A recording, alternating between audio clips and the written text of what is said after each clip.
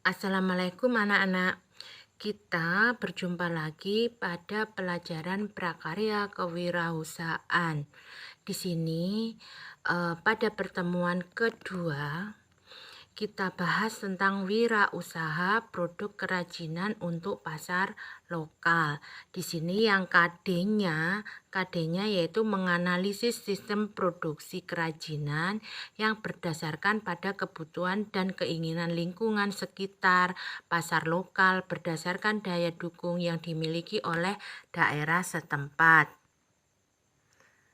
Di sini merupakan contoh produk pasar lokal yang bisa menembus dunia.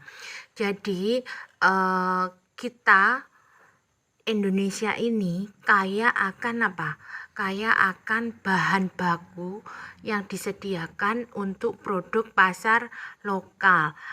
Seperti yang bisa contohkan yang bisa menembus dunia, pasar dunia, yaitu kamu lihat di situ ada tempat pensil dari rotan, terus kemudian ada ukiran ya, ukiran. Terus kemudian ada juga lampion, lampu, terus kemudian tas, terus kemudian batik. Itu merupakan apa? Produk pasar lokal yang bisa menembus dunia. Wirausaha pasar lokal di sini nantinya bisa contohkan yaitu anyaman dan tentang pembuatan genting. Di sini apa yang disebut anyaman? Anyaman merupakan seni yang mempengaruhi kehidupan dan kebudayaan masyarakat Melayu di sini ya. Di sini menganyam merupakan sebuah proses menjaringkan atau menyilangkan bahan tertentu, contohnya seperti rotan, terus kemudian lidi, terus kemudian akar, terus pandan dan sebagainya menjadi satu rumpun yang kuat dan bisa digunakan. Di sini beberapa anyaman yang sering digunakan di Indonesia diantaranya yaitu anyaman mengkuang, terus kemudian anyaman pandan, anyaman bulu, terus anyaman rotan, terus kemudian anyaman lidi, terus kemudian anyaman ribu-ribu, anyaman kertas, dan juga anyaman bambu. Tadi kan ada beberapa macam anyaman, diantaranya yaitu anyaman mengkuang, yaitu anyaman ini terbuat dari daun mengkuang. Contohnya di sini dengan menggunakan anyaman mengkuang, yaitu tikar, terus kemudian tudung saji dan lain sebagainya. Selain anyaman mengkuang yang ada di Indonesia, yaitu anyaman apa? Anyaman pandan. Di sini anyaman pandan ini terbuat dari daun pandan. Misalkan contohnya tikar untuk sholat dan hiasan di dinding. Selain anyaman mengkuang dan anyaman pandan, ada juga yaitu anyaman buluh. Di sini anyaman ini terbuat dari jenis-jenis buluh. Contoh dari anyaman buluh yaitu bakul untuk bekas pakaian, terus nyiru, bag, dan lain sebagainya.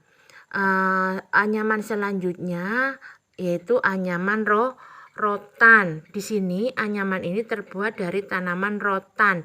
Contohnya yaitu bakul, kemudian tempat buai anak dan lain sebagainya. Selain anyaman rotan, di Indonesia juga ada yaitu anyaman lidi. Anyaman ini terbuat dari lidi yang berasal dari tulang daun kelapa, yaitu contohnya yaitu lekar. Bisa lanjutkan yaitu anyaman ribu-ribu. Di sini anyaman terbuat dari tanaman paku pakis ribu-ribu. Contohnya yaitu bakul tempat tembakau dan sebagainya. Selain itu ada juga yaitu anyaman kertas. Anyaman ini terbuat dari kertas. Bisa dicontohkan yaitu hiasan dinding. Terus kemudian anyaman bambu, yaitu terbuat dari bambu yang sudah dipotong dan ditipiskan. Contohnya yaitu gambar anyaman bambu, diantaranya ini lampion ya. Boleh saya lanjutkan? Di sini ada beberapa tips untuk kamu yang ingin membuat anyaman dari bahan bambu. Tips pertama yaitu langkah pertama yang harus kamu lakukan adalah siapkan terlebih dahulu bahan utamanya yaitu bambu. Terus yang kedua yaitu ketika memilih bambu, perhatikan luas bambu, pilihan bambu yang mempunyai ruas yang saling sejajar. Jadi kita harus memperhatikan ruas bambunya juga. Terus selain itu yang kita yang kita harus pahami tips-tipsnya yaitu setelah bahan sudah siap maka menyiapkan alat-alat yang akan digunakan. Misalkan contohnya gergaji, terus kemudian pisau, paku ukuran kecil, dan juga parang. Selain itu tipsnya yang keempat yaitu setelah semua bahan dan alat sudah siap, maka langkah awal yang harus kamu lakukan adalah membelah bambu secara sinkron dengan buku-bukunya. Tips selanjutnya, setelah bambu terpotong rapi, kemudian bambu dikeringkan di bawah sinar matahari. Terus kemudian setelah bambu kering, kemudian belah bambu menjadi 2 bagian secara vertikal sehingga bisa mendapatkan lekukan bambu yang konkav ya. Setelah itu tipsnya, setelah itu raut potongan bambu dengan menggunakan pisau. Terus kemudian selanjutnya kita masuk dalam proses menganyam. Terus kemudian yang ke-19 tipsnya, siapkan sumbu anyaman berupa 1 helai potongan bambu yang panjang. Sumbu satunya sebaiknya menggunakan ukuran zigzag.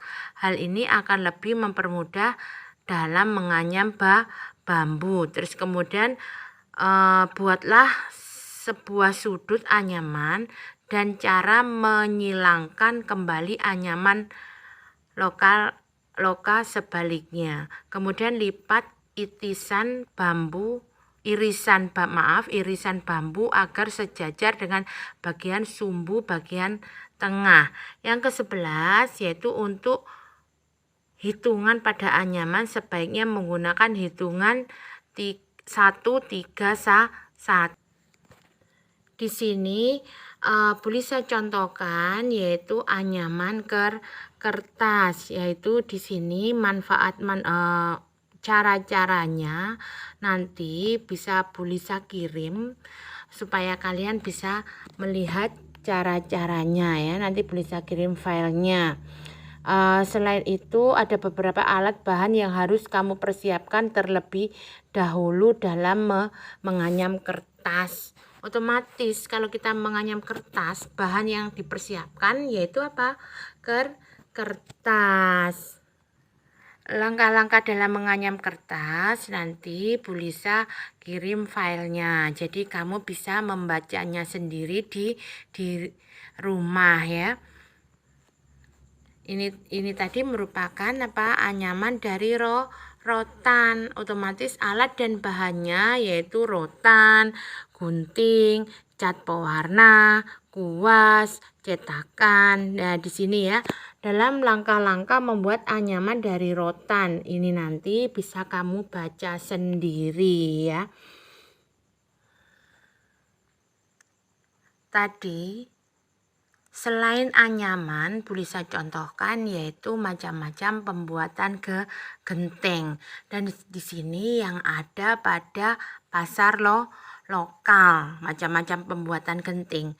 Di antaranya ada genting asbes, terus kemudian genting aspal, genting kaca, keramik, genting metal ataupun genting berbahan logam, kemudian genting tanah liat ya. Tadi ada juga genting asbes terbuat dari 6. Maaf, tadi ada gangguan yaitu jam berdenting ya. Bisa lanjutkan yaitu genting asbes. Di sini genting asbes terbuat dari 6 gabungan mineral silikat alam.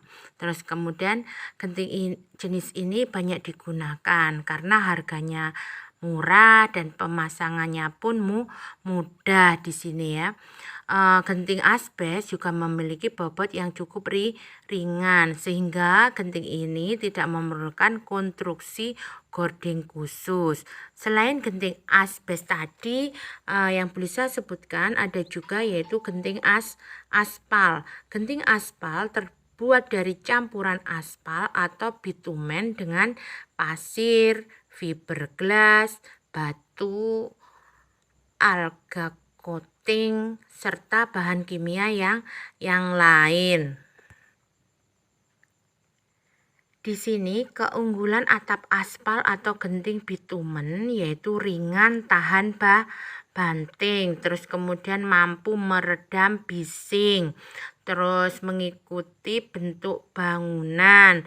Terus kemudian dengan genting bitumen meskipun bentuk bangunan bersudut dan curam akan mudah untuk menyesuaikan dengan bentuk. Sedangkan kekurangan atap aspal atau genting bitumen yaitu harganya tidak murah, terus kemudian pemasangannya sulit, biaya perbaikan mahal, harga atap aspal murah. Kemudian jasa tukang bangunan bidang ini umumnya memiliki biaya jasa yang lebih tinggi dibandingkan dengan tukang bangunan yang lainnya. Bisa lanjutkan, selain genting yang bisa sebutkan sebelumnya, yaitu bisa lanjutkan dengan genting kaca. Di sini genting kaca hanya digunakan untuk bagian tertentu saja. Anggaplah ruangan yang membutuhkan penerangan yang secara alami. Di sini selain genting kaca ada juga genting keramik. Di sini genting ini terbuat dari keramik namun sudah mengalami proses finishing glazur. Genting ini tersedia dengan berbagai warna serta ukuran di sini ya. Terus kemudian penggunaannya cocok untuk atap balkon hunian modern. Penggunaannya bertumpu pada rangka kayu serta beton. Selain genting keramik, bisa lanjutkan yaitu ada genting metal atau genting berbahan logam. Di sini bentuk genting jenis ini berupa lembaran mirip seng. Untuk pemasangannya, genting jenis ini ditanam pada balok gording. Rangka atap menggunakan dasar karena bobot genting ini ringan, maka pemasangannya agar tidak mudah terbawa angin. Selain itu ada juga genting tanah liat, dan di sini genting tanah liat itu banyak digunakan masyarakat pada umumnya.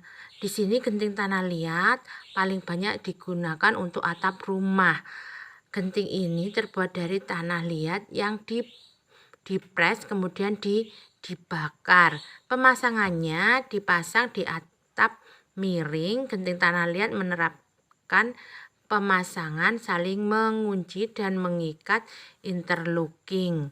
Di sini nanti ada cara-cara membuat genting tanah liat, bisa kamu baca materi Bu Lisa ya. Cara memilih tanah liatnya, terus kemudian cara mengepresnya, terus kemudian memilih tanahnya, dan itu nanti bisa kamu baca dan Bu Lisa share filenya nanti ya. Itu tadi di sini macam-macam genting. Nah, ini merupakan contoh gambar genteng yang Bu Lisa sebutkan tadi ya. Di antaranya genting aspal. Kamu lihat genting aspal, bagus ya. Terus kemudian genting keramik terlihat apa? Genting keramiknya terlihat kinclong ya, glowing ya. Terus kemudian ada apa? Genteng asbes, genteng logam, genteng kaca, dan genteng tanah liat. Ini merupakan gambar dari berbagai macam genting yang Bu Lisa sebutkan tadi. Kira-kira Bu Lisa akhiri cukup sekian ya anak-anak ya. Kita lanjutkan minggu depan. Bu Lisa akhiri cukup sekian. Wassalamualaikum warahmatullahi wabarakatuh.